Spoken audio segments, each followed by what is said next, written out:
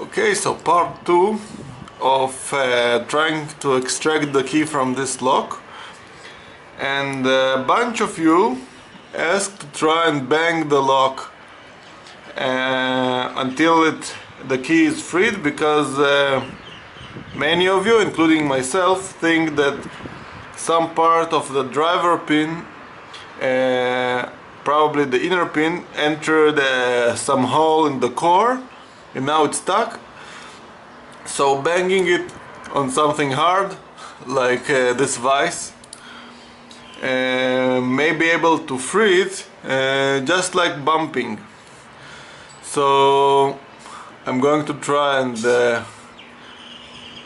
bump it on this, probably fast forward and remove the sound, so don't worry, and let's see if I'll be successful.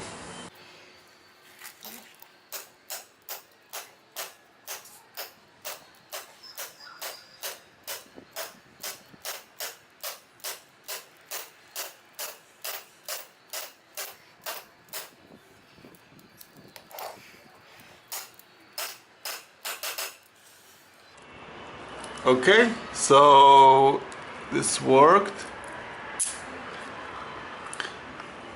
and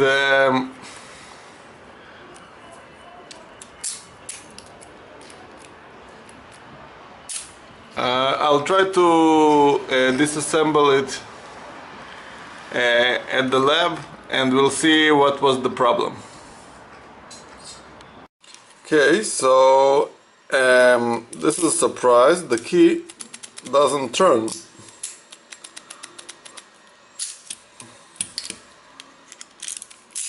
On either side, but so I think that the interactive element, I don't know if you can see it, but on this side the interactive element sticks out, and on this side it doesn't. But neither side works. But so a few seconds ago I did manage to turn it. Okay, I'll stop the video and try to make the key work.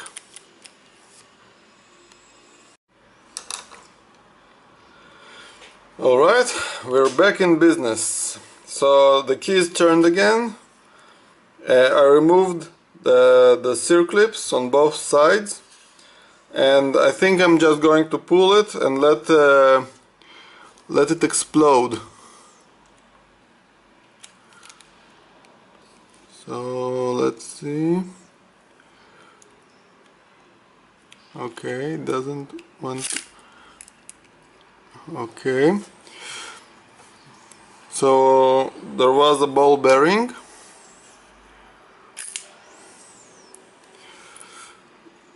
Okay, let's see what's going on here. So the key is fully inserted, and the ball bearing probably was in this chamber.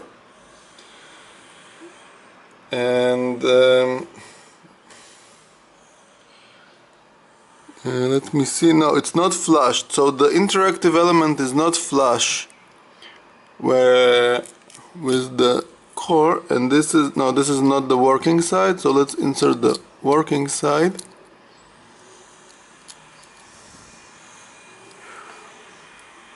Okay.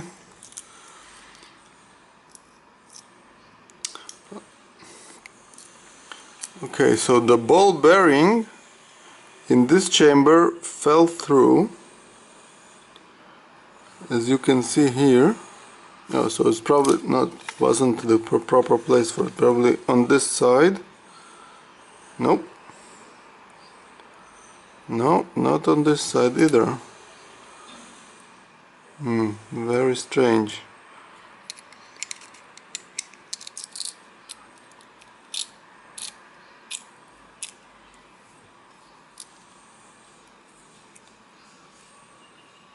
Okay, so now with the interactive element working, we can see that everything is flush. So let's leave it here. Now, you know what, let's take it all apart.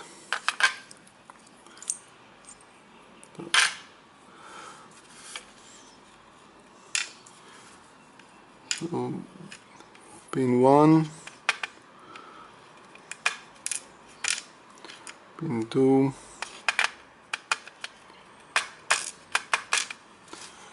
pin 3,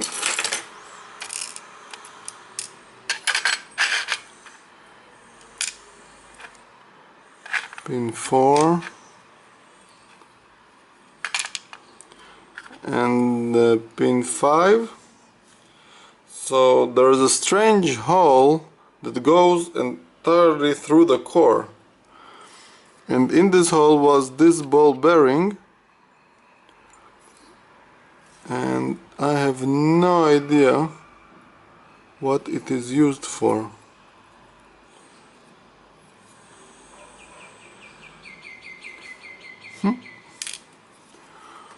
Okay, so maybe someone in the comments will explain how this works.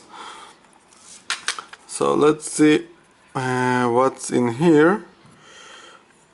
So chamber 1, and as you can see, these pins are pretty much a copy of the multi-lock pins. Let's just dump them all in. I think they're all mushroom spools.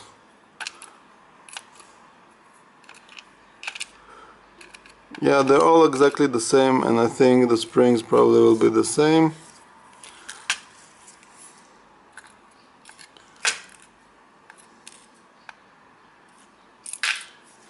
And the actuator. So there you have it. Okay, so I figured out what this thing was all about and what exactly happened. So let's talk about this thing and this element here. So this element apparently is part of the interactive system on this lock. So not only does the one side of the lock interactive part is used to push the pin, but also the other side.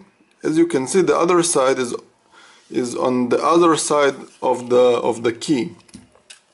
So what happens is that when you insert the key into the core, one interactive element pushes the pin as usual, but the other interactive element pushes the ball bearing, and we saw the ball bearing fall out. So this is the ball bearing, but the ball bearing pushes a tiny rod that I found later, and this rod, which is inserted into the hole here, depresses this mechanism inside the core. Let's see.